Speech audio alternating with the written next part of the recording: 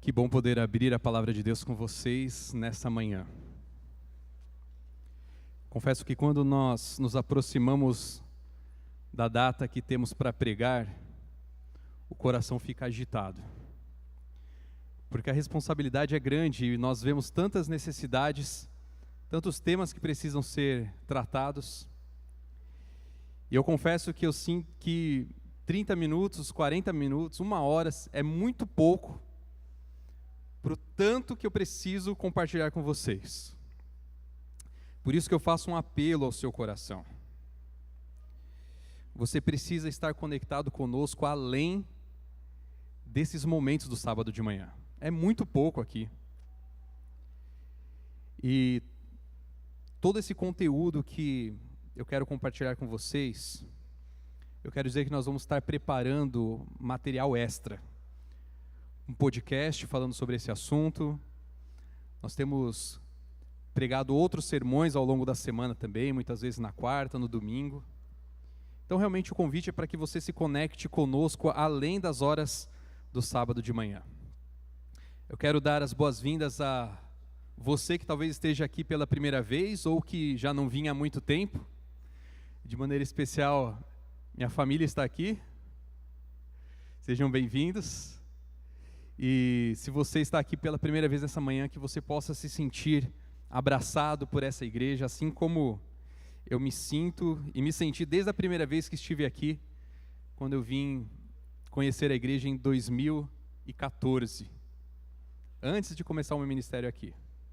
É um prazer realmente poder ter a presença de cada um de vocês nessa manhã.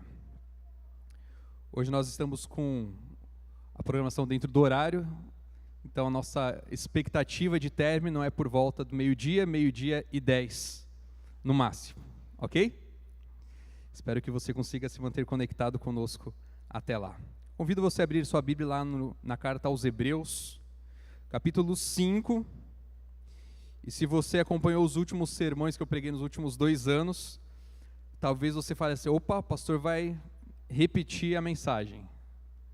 E se você tiver esse sentimento, eu fico feliz. Quer dizer que você prestou atenção da última vez que eu preguei. Só que não vai ser a mesma mensagem.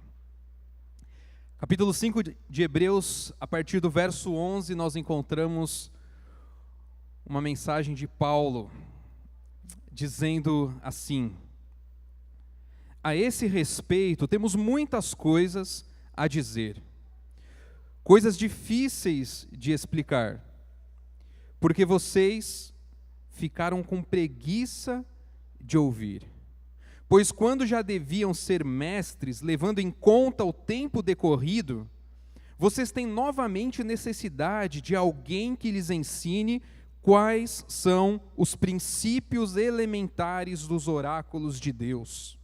Passaram a ter necessidade de leite e não de alimento sólido. Ora, todo aquele que se alimenta de leite é inexperiente na palavra da justiça, porque é criança.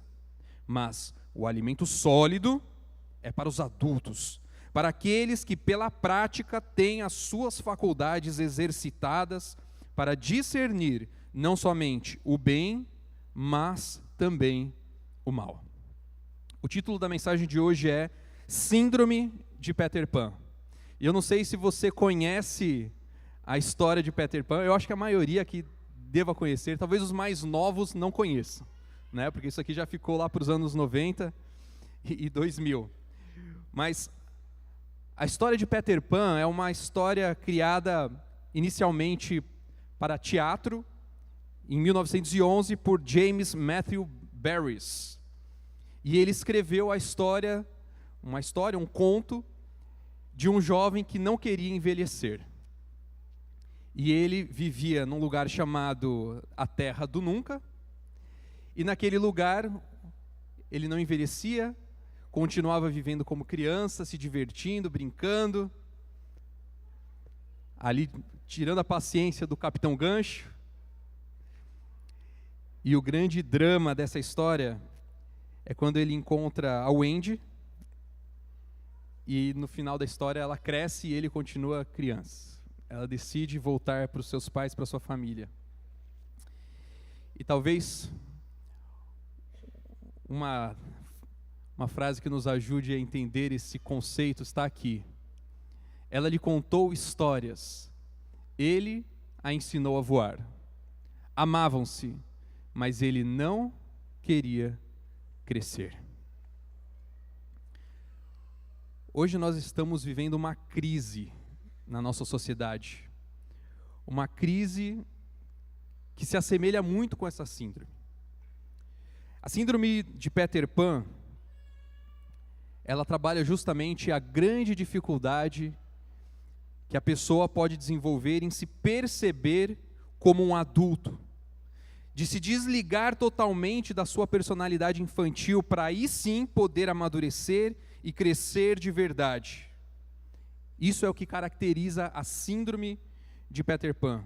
Essa dificuldade é que faz com que esse indivíduo se comporte de forma imatura e infantil, com rebeldia e inconsequência, exigindo ser aceito, acolhido e compreendido. Essa resistência em se tornar adulto é mais comum nos homens, veja que interessante, e pode afetar muito a qualidade de vida.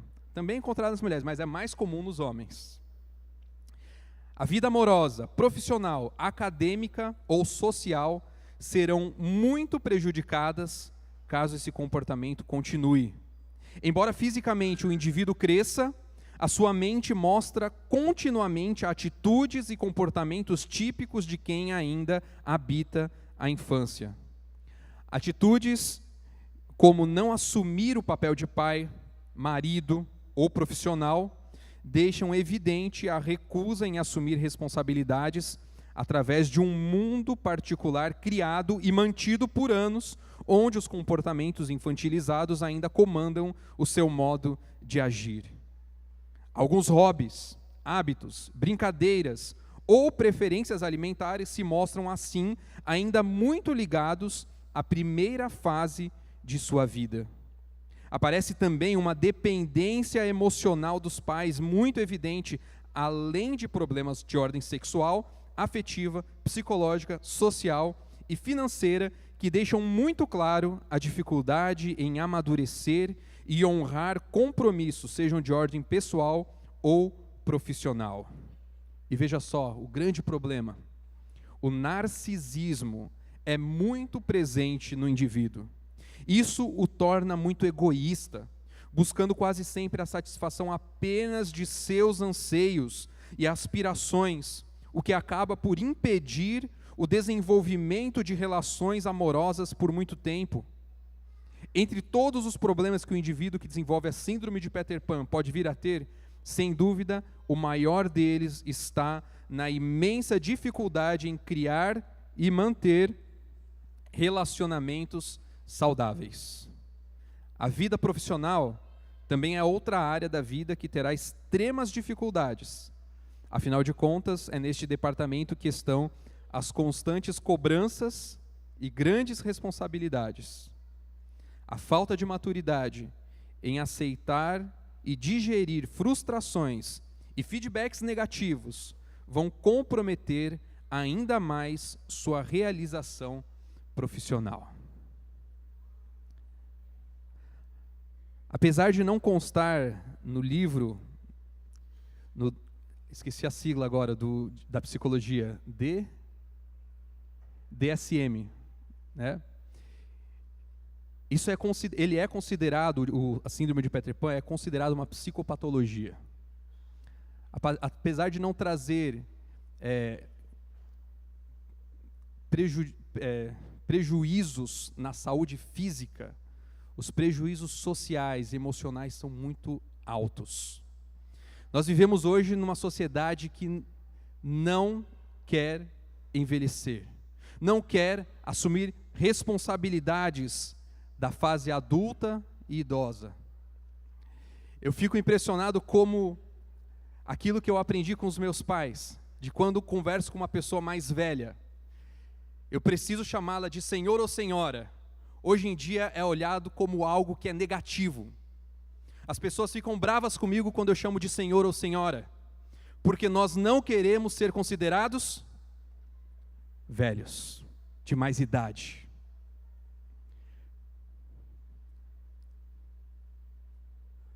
Os jovens não querem ser adultos.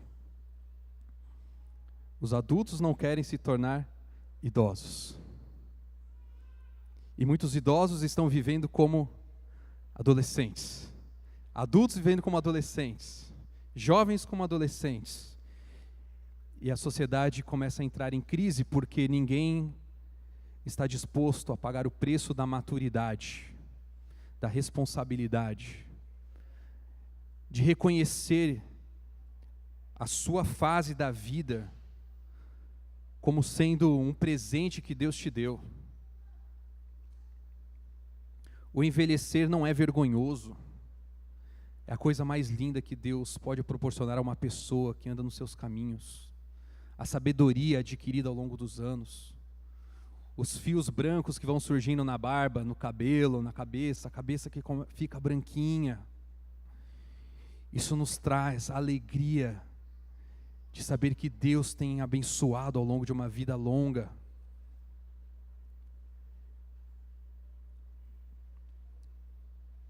Síndrome de Peter Pan, uma sociedade que não quer envelhecer, que não quer amadurecer. Quando nós pensamos no desenvolvimento humano, nós encontramos muitos paralelos com o desenvolvimento na vida cristã. E eu já falei sobre isso com vocês, eu já apresentei para vocês essa linha do tempo. Vocês lembram dessa linha do tempo? Quando eu falei sobre o crescimento em Cristo, o crescimento na vida cristã, todos nós começamos como semente. Depois vocês vão entender por que da figura da semente, quando eu utilizar outra ilustração mais à frente. A semente, ela ainda não é a planta, ela ainda é um potencial que existe de uma pessoa no reino de Deus, enquanto a pessoa ainda não se dá conta da realidade de Deus, quando ela não aceita Deus na sua vida, quando ela não tem interesse em se relacionar com Deus, ela ainda está na fase ali de semente, de potencial, um potencial adormecido.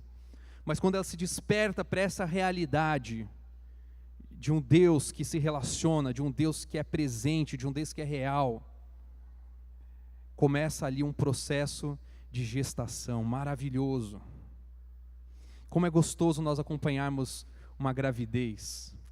E como é gostoso nós acompanharmos uma pessoa que está num processo de gestação, se nós podemos dizer assim, na sua vida cristã, que está descobrindo coisas maravilhosas sobre Deus, sobre o plano da salvação, e os seus olhos brilham, coisas que ela nunca tinha ouvido ou não tinha compreendido, ela começa a conectar, e tudo começa a fazer muito sentido, e ela olha para cima e fala assim: existe um Deus que quer se relacionar comigo, que me ama.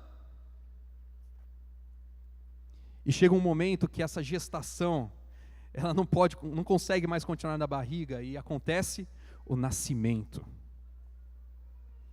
E a festa, aqui na maternidade, ela é grande, a família vem à frente, está ali recebendo o recém-nascido. Mas o bebê agora, ele tem necessidades, e você que tem bebê em casa, ou já teve bebê em casa, você sabe muito bem da extrema dependência de um bebê. O bebê precisa ser alimentado, o bebê precisa ser acolhido, protegido, abraçado. Bebê. Mas o bebê começa a crescer e começa a deixar de ter cara de bebê.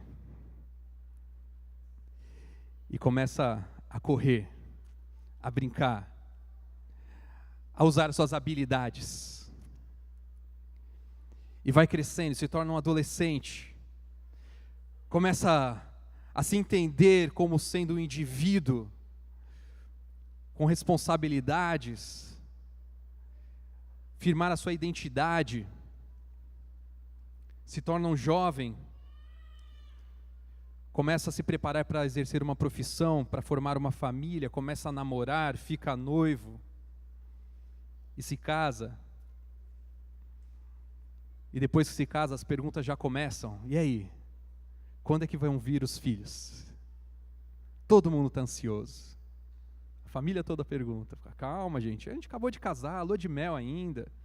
1 ano, 2 anos, 3 anos, 4 anos, 5 anos. Agora já deu, né, gente? Agora já dá para ter filho, né? A gente já fez isso com alguém, ou já fizeram conosco. E chega um momento tão especial que é o momento da paternidade. Tem um filho. E você agora vai ensinar o seu filho, vai acompanhar o bebezinho, vai acompanhar a criança, vai acompanhar o adolescente, ensinar, orientar o adolescente, o jovem, você vai dar os seus conselhos para ele ser bem-sucedido na sua vida adulta. E o seu filho chega um momento que ele casa, e quando ele se casa, você já começa a perguntar: quando é que vão vir os meus netos? Oh, coisa abençoada. Até que chega, viu? Chega, gente, em algum momento chega. Se não for criança, vai ser um bichinho de estimação, pelo menos, né? Aí chega um momento, e a pessoa se torna um avô. Coisa boa ser avô. E o avô tem o segundo neto, terceiro neto, o tempo vai passando, e aí ele se torna bisavô, e já deixou de ser apenas uma família, agora já se tornou um patriarca, uma matriarca. Eu lembro com muita saudade as reuniões assim com família toda reunida, né? Patriarca, matriarca, um monte de filhos, netos, bisnetos, um monte de gente. Crescimento na nossa vida humana. E na vida espiritual também acontece isso. Porque depois da gestação, do processo de conhecer a Deus, a pessoa nasce em Cristo. E ela precisa ser abraçada e cuidada. Você que é recém-batizado, ou que se batizou há pouco tempo, você sabe muito bem do desejo que você tem de se conectar com as pessoas da igreja, de fazer amizades, de se sentir parte da igreja. Mas você cresce, e aqui é um ponto importante, a criança. Você começa a entender que as habilidades e os dons que Deus te deu foram dados para você poder servir. E aqui começa a girar uma chavinha na sua cabeça. Porque o bebê, ele entende que ele é o centro do universo e todos têm que servi-lo. Mas a criança, ela começa a entender que ela também precisa ajudar, também precisa servir. Eu não estou aqui apenas para ser servido. Os dons que Deus me deu são para ser usados. Eu vou começar a usar esses dons onde quer que eu esteja, seja na igreja ou fora dela. E uma coisa linda no processo de crescimento espiritual é que você começa a desenvolver o que eu chamo de hábitos devocionais. Você começa a desenvolver o hábito na sua jornada com Deus de ler a Bíblia, o hábito da oração, o hábito de frequentar os cultos. Esses são hábitos devocionais, são hábitos que te conectam com Deus, que fortalecem a sua jornada com Ele, e isso vai te mantendo, vai te fortalecendo, vai te deixando preparado para enfrentar o dia a dia.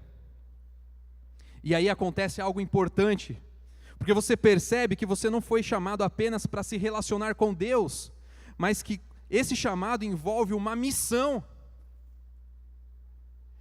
E aí você começa a perceber que você é chamado para não apenas ter um relacionamento com Deus, mas para se relacionar de maneira salvífica com as pessoas que estão ao seu redor, dentro e fora da igreja. E aí você gira uma outra chavinha, que é a chave da missão. E agora, além dos hábitos devocionais, você começa a desenvolver hábitos missionais. Os hábitos missionais são os hábitos como, por exemplo, você ter o costume de abençoar as pessoas, seja através de um elogio, de uma oração, seja através de um abraço, seja através de um presente oferecido, seja através de um ouvido amigo pronto a escutar, um ombro amigo pronto a acolher. Os hábitos missionais são os hábitos de você agora enxergar nas Escrituras não apenas algo que alimenta o seu coração, mas algo que te empurra para fora, que te move em direção às pessoas que precisam ser alcançadas. Você olha para Cristo, você percebe que ele foi o enviado do Pai e que ele enviou seus discípulos e ele enviou você também. Os hábitos missionais te ajudam a perceber que ao longo da sua semana Deus tem te usado para alcançar pessoas para o seu reino. Os hábitos missionais te levam a criar oportunidades intencionais de compartilhar o Evangelho. E uma das melhores maneiras de compartilhar vida, Evangelho, é ao redor da mesa. É ou não é? Conversando.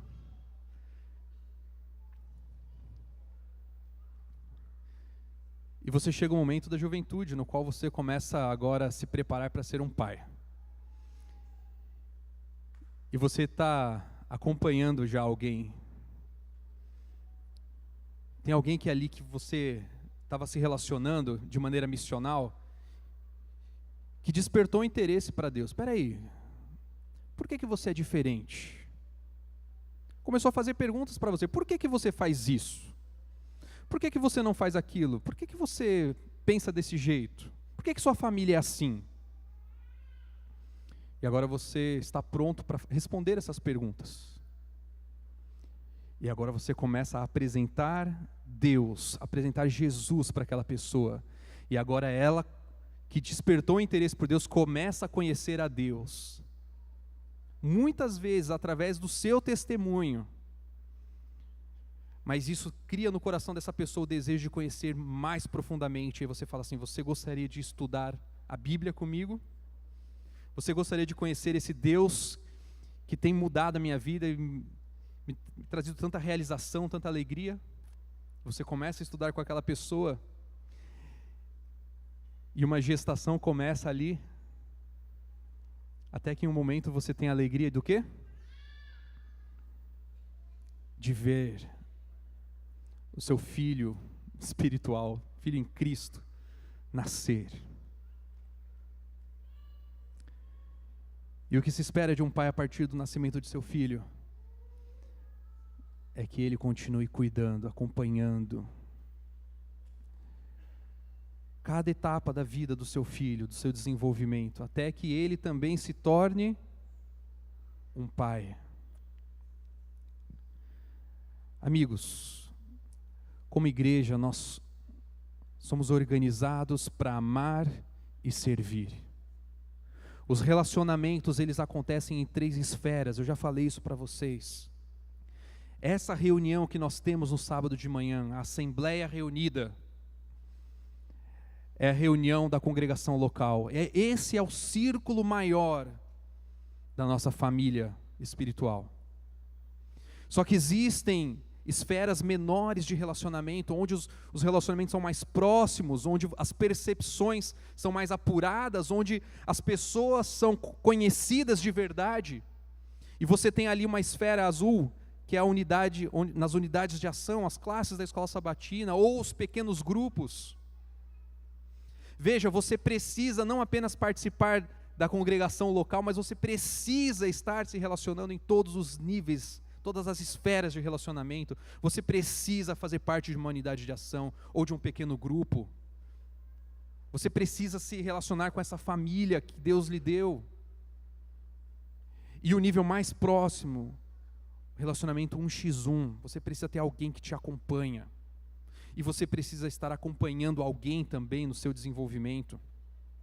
Veja que cada etapa desse desenvolvimento individual da vida cristã, ele está conectado com as outras fases. Isso é a coisa mais bonita de uma família, porque existe uma interdependência, existe responsabilidades de uns para com os outros. O adolescente que tem o seu despertar, para missão, ele começa a se relacionar intencionalmente com seus amigos que não estão conectados com Deus. O famoso método de Cristo. Misturar-se com as pessoas. Quando esse amigo dele desperta para a realidade de Deus, e começa uma gestação, ele agora tem a responsabilidade de, como jovem, de acompanhar aquele processo. E quando a gestação gera um bebê, o pai acompanha por todas as outras etapas. Ele está junto, acompanhando o filho. E quando o pai vira avô, ele continua acompanhando o seu filho e o seu neto, conselhos, orientações. E umas etapas finais que eu enxergo nesse processo todo é o envio de famílias para a fundação de novos núcleos familiares. Famílias que saem desse núcleo, assim como Abraão é chamado para sair do seio da sua família para fazer uma nova nação. Se a igreja vive esse processo de crescimento em Cristo, o resultado natural seria mais pessoas entregando a vida a Jesus, mais pessoas usando os seus dons, mais pessoas se envolvendo na missão, mais pessoas sendo enviadas para plantar outras igrejas. Mas infelizmente o que acontece é o que está escrito no texto que nós lemos em Hebreus. O que acontece é que muitas vezes nós, e gente, eu estou me incluindo aqui, ok? Eu não estou pregando para vocês, eu estou pregando para mim também. Muitas vezes nós ficamos com preguiça de ouvir. E perceba que a palavra ouvir na mentalidade hebraica não é apenas ouvir, é escutar, é atenção. E mais que escutar, é obedecer. A palavra hebraica para ouvir é a mesma de obedecer.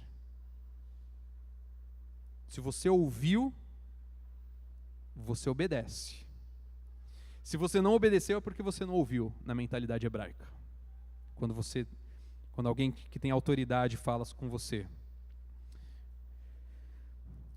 O que acontece muitas vezes conosco é que o tempo passa.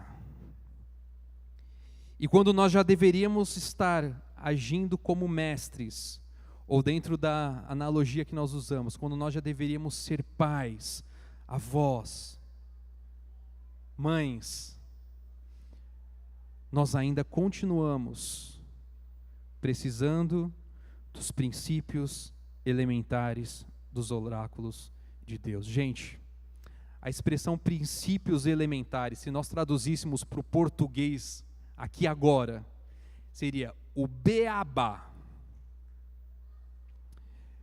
Os oráculos de Deus da Bíblia. Nós, quando já deveríamos ser pais espirituais, levando outras pessoas a Cristo, acompanhando discípulos, nós voltamos a ser aqueles que ainda são bebês, precisando do beabá da Bíblia, o leite espiritual, quando deveríamos estar nos alimentando de alimento sólido. E a expressão usada por Paulo é inexperiente na palavra da justiça. Gente, uma pessoa... O que é uma pessoa inexperiente? Você chega para tentar uma vaga no emprego, você apresenta o seu currículo, a pessoa da seleção fala assim, você é inexperiente para o cargo. O que quer dizer isso?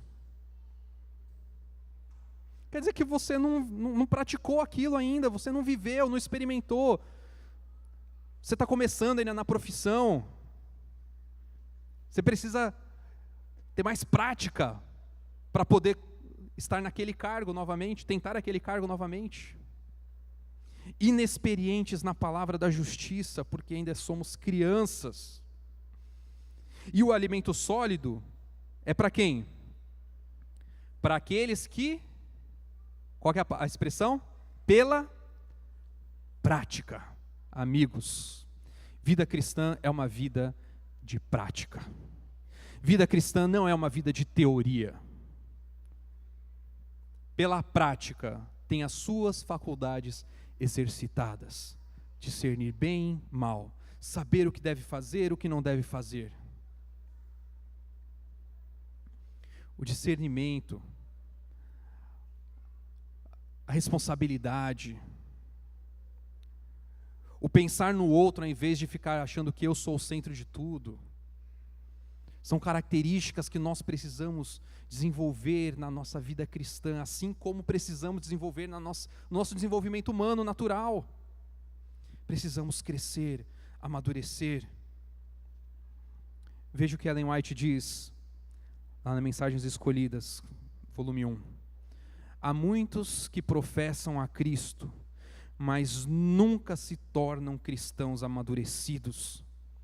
Admitem que o homem caiu, que suas faculdades estão enfraquecidas, que ele está incapacitado para as realizações morais, mas dizem que Cristo arcou com todo o peso, todo o sofrimento, toda a abnegação, e estão dispostos a deixar que Ele isso faça.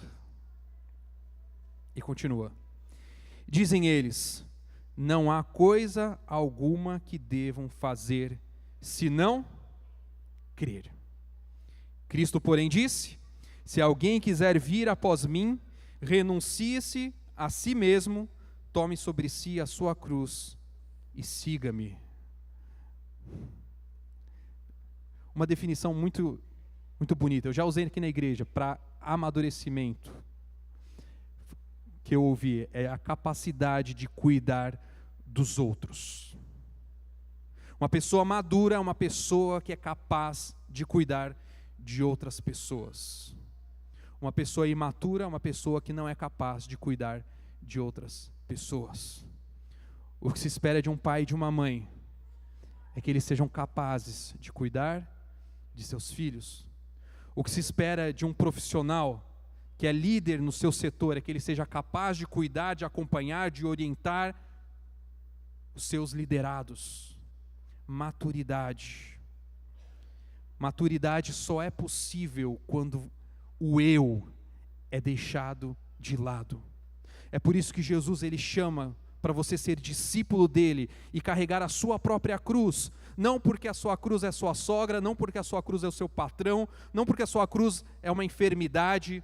A sua cruz é o local onde o seu eu precisa ser crucificado. Porque sem o eu crucificado não há amadurecimento na vida cristã. Enquanto nós continuarmos querendo que o meu eu seja acariciado, que o meu eu seja satisfeito, que as minhas vontades sejam feitas, que seja do meu jeito, eu não vou experimentar o que é maturidade.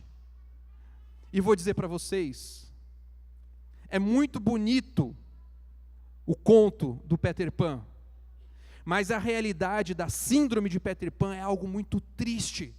Porque a pessoa que é adulta, que já tem uma certa idade avançada e continua vivendo como criança, no fundo ela sofre, porque ela não está vivendo a plenitude do que Deus tem para ela naquele momento da sua vida.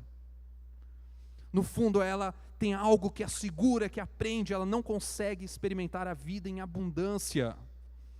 Deus nos fez para crescermos e amadurecermos. A experiência do cristão em seu primeiro amor está cheia de simplicidade e frescor, mas ao se multiplicarem as suas oportunidades, sua experiência deve ampliar-se, o seu conhecimento aumentar, ele deve tornar-se forte para assumir responsabilidades e a sua maturidade deve ser proporcional aos seus privilégios. Ah, meus amigos, nós somos o povo da palavra, o povo da verdade. Que privilégio conhecer a palavra de Deus, é ou não é verdade? As nossas responsabilidades e maturidade devem ser proporcional aos nossos privilégios. A menos que haja, porém, constante dependência de Cristo, crescente conhecimento e privilégios resultarão em demasiada confiança em si mesmo e presunção. Veja só, Jesus ele apresentou uma parábola, e nessa parábola, ele usa uma outra ilustração para o crescimento em Cristo. Ele diz que o reino de Deus é como um homem que lança a semente na terra. Ele dorme e acorda de noite e de dia, e a semente germina e cresce, sem que ele saiba como. A terra por si mesma frutifica. Primeiro aparece a planta, depois a espiga, e por fim, o grão cheio na espiga. E quando o fruto já está maduro, logo manda cortar com a foice, porque chegou o momento da colheita. A germinação da semente representa o início da vida espiritual. Vocês lembram da semente no começo do processo ali? Quando a semente germina, é o início da vida espiritual. E o desenvolvimento da planta ou do ser humano é uma bela figura do crescimento cristão. Assim como ocorre na natureza, assim é na graça de Cristo. Não pode haver vida sem crescimento. A planta precisa crescer ou morrer. Em outras palavras, eu e você, na nossa vida cristã, ou estamos crescendo em Cristo, ou estamos morrendo. Não existe estado parado. Não existe estagnação na vida cristã. Nossa vida pode ser perfeita em cada fase de desenvolvimento. Veja que coisa linda. Não importa em qual fase você está. Cada fase é perfeita no seu estágio. A minha filha mais velha, 5 anos, começando a ler as letrinhas, as sílabas, montar as sílabas. Não sabe ler ainda um texto de maneira fluente, mas ela é perfeita no seu estágio de desenvolvimento, na sua fase de desenvolvimento. A bebezinha tem 5 dentinhos, mas ela é perfeita na sua fase de desenvolvimento.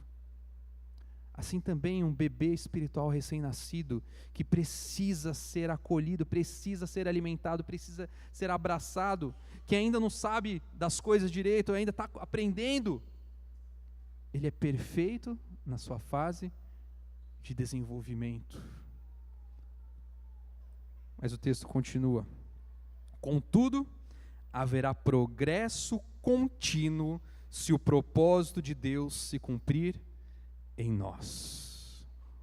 O problema é quando deixa de haver progresso contínuo. E aí, quando o tempo vai se passando, como no caso do que Paulo escreveu aos Hebreus, deixou de ser perfeito, porque era esperado que tivesse acontecido o crescimento. Ninguém deve viver para si. O cristão está no mundo como representante de Cristo para a salvação de outros. Parábolas de Jesus, página 28. Na vida cristã, que se centraliza no eu, não pode haver crescimento nem frutificação.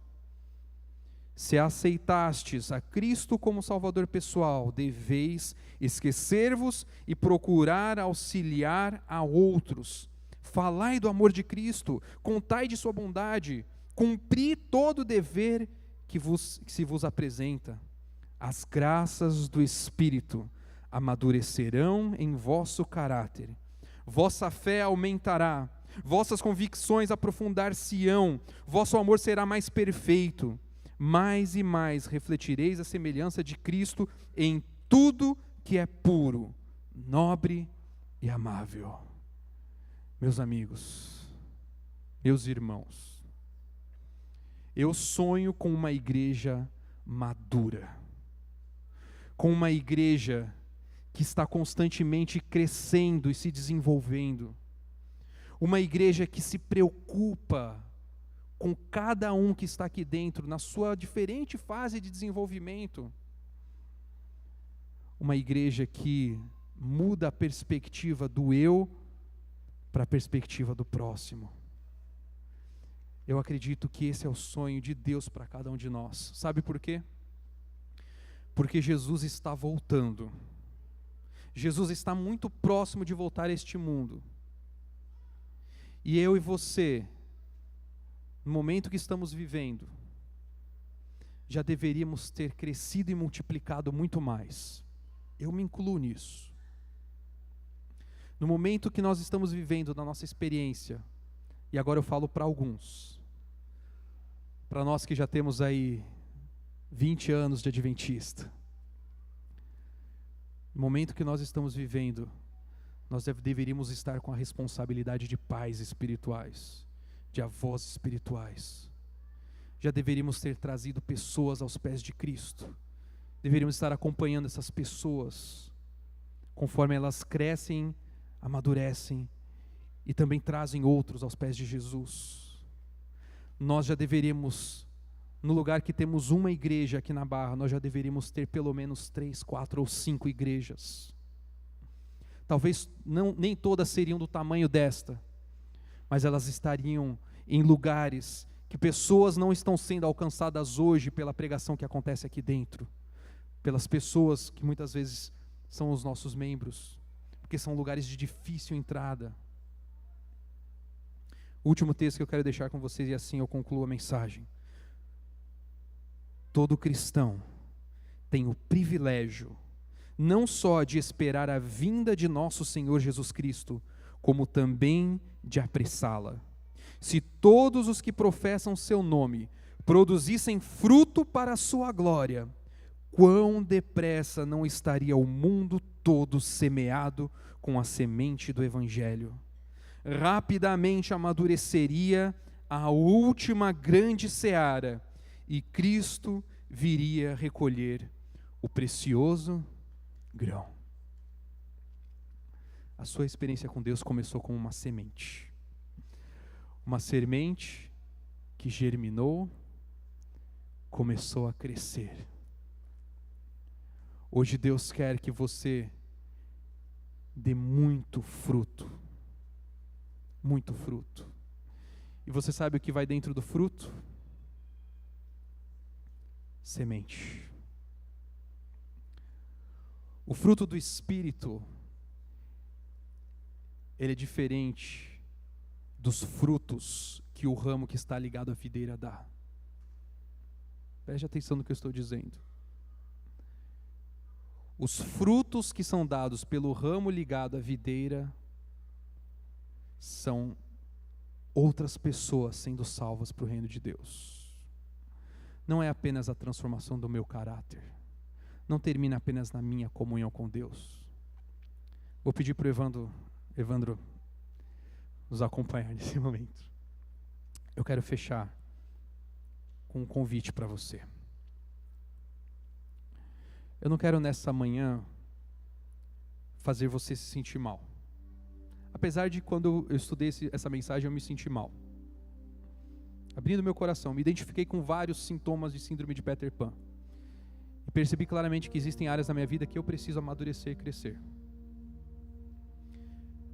Mas eu sei que todos nós temos esses desafios. Às vezes não é gostoso amadurecer. Mas Deus, Ele nos chama para experimentar isso, a vida em plenitude. Produzir frutos. Eu gostaria de chamar você para o desafio. O desafio de continuar avançando na sua jornada com Deus. O desafio de sair do ponto morto.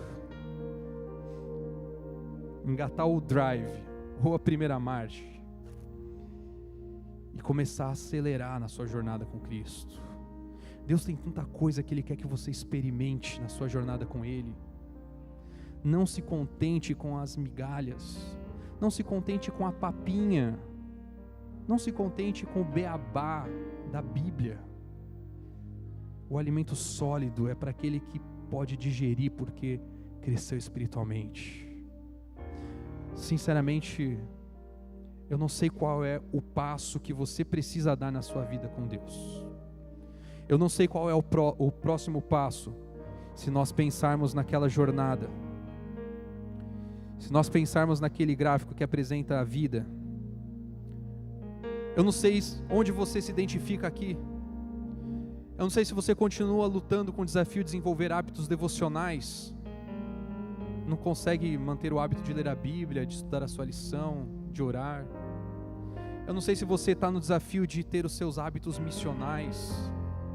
Eu não sei se você já é adventista há muitos anos e ainda não trouxe uma pessoa a Jesus, mas eu quero dizer para você que Deus hoje quer te ajudar a dar o próximo passo. E se você quiser, se você estiver disposto e quiser compartilhar comigo a sua experiência, eu me comprometo a estar com você. Tem uma característica que alguns pastores têm que eu tenho grande dificuldade. Abrindo meu coração aqui, para você que é a minha igreja. Eu não sou aquele tipo de pastor que sai visitando todo mundo, todo mundo. Mas eu sou o pastor que gosta muito de visitar. Se você me mandar uma mensagem no WhatsApp, falando assim, pastor, eu gostaria de uma visita, eu vou agendar com você naquela semana. E se em algum momento eu falhei com você, manda de novo, porque às vezes são muitas mensagens, eu também erro, às vezes eu me enrolo nas mensagens. Mas quem já me mandou mensagem aí sabe, eu respondo e marco a visita e vou lá. Eu tenho prazer nisso. Dificuldade em conseguir fazer para todos. Uma dificuldade comum numa igreja grande. Mas se você quiser um acompanhamento, uma visita pastoral, me mande uma mensagem. Eu vou ter o maior prazer de ir na sua casa ou de marcar com você aqui na sala pastoral para nós sentarmos juntos, para compreender a sua experiência com Deus, em que momento da sua jornada você está e te ajudar a dar o próximo passo. Eu estou aqui me colocando à disposição. E eu gostaria também que você contasse com os anciãos da nossa igreja, os anciãos e as anciãs. O nosso trabalho aqui não é fazer programas de igreja, não é organizar culto, não é preparar a semana de oração. O nosso trabalho aqui como pastores é acompanhar cada um de vocês. Mas nós muitas vezes precisamos que vocês manifestem também esse desejo. Então, se você tem o desejo no seu coração de dar o próximo passo, não hesite. Me mande uma mensagem, fale com o ancião responsável da sua área, da sua faixa etária. E nessa manhã eu quero fazer um convite já para você. Se você tem esse desejo no coração, não de agendar uma visita comigo, mas o desejo de dar o próximo passo na sua jornada de fé, de crescer e amadurecer talvez em áreas que você ainda não conseguiu superar. Se você tem esse desejo no seu coração, eu quero convidar você a ficar em pé para eu orar com você nesse momento. Se eu tivesse sentado, eu já teria levantado, porque eu reconheço que eu sou um dos que primeiro precisa disso também. Eu preciso amadurecer e crescer em várias áreas da minha vida. E conto com as orações de vocês. Por mim, pela minha esposa, pela minha família. Família pastoral não é perfeita não, amigos. Nós temos desafios no dia a dia, no sábado de manhã. Mas nós queremos crescer, amadurecer. Eu quero orar por cada um de vocês que levantaram também. Porque eu sei que Deus está ansioso por ver os seus filhos crescendo, se desenvolvendo e a família aumentando. Amém? Feche seus olhos, querido Deus. Nós estamos aqui, Pai, reunidos como teus filhos e filhas. Senhor, nessa manhã, Senhor, nós nos deparamos com um texto que é um texto duro, que muitas vezes apresenta a realidade de que nós talvez paramos de crescer, talvez o medo tenha nos impedido de avançar, talvez estamos ainda muito focados no eu, e não temos, Pai, avançado na nossa jornada, não temos crescido em Cristo. Senhor, todos nós em algum momento já fomos bebês espirituais, recém-nascidos no Teu reino, precisando, Pai, nos sentir o centro do Teu amor, o centro do carinho da igreja. Mas, Senhor, nós crescemos, ou nós precisamos crescer. Ajude-nos, Senhor, a virarmos essas chaves tão importantes. A primeira chave, virarmos a chave de que eu não estou aqui apenas para ser servido, mas para servir. Usar os meus dons e não apenas receber o fruto do uso dos dons dos outros. Virar a segunda chave de que eu não vivo apenas para me relacionar contigo, mas eu preciso me relacionar com as pessoas que estão fora da igreja. Que eu preciso estar em missão, Senhor. Não é apenas assistir culto, não é apenas ter a minha comunhão, é viver em missão, Senhor. Talvez alguns de nós precisemos dar esse passo. Senhor, ajuda-nos a crescer. Tira de nós o medo, os bloqueios, a insegurança que tem nos atrapalhado de darmos o próximo passo. E nos dê o privilégio, Pai, de experimentarmos aquilo que o Senhor tem para cada um de nós, na fase da vida espiritual que nós estamos vivendo. Senhor, eu te agradeço porque essa igreja é uma igreja plural. É uma igreja que tem bebês, uma igreja que tem crianças, Senhor, uma igreja que tem filhos, adolescentes, jovens. Nós temos pais, temos avós, talvez um ou outro bisavô ou bisavó. E Senhor, nós queremos ser assim também na nossa vida espiritual. Continua nos acompanhando, nos capacitando, abrindo os nossos olhos, nos ajudando a sermos cristãos que praticam a justiça da palavra. É o que nós pedimos em nome de Jesus. Amém.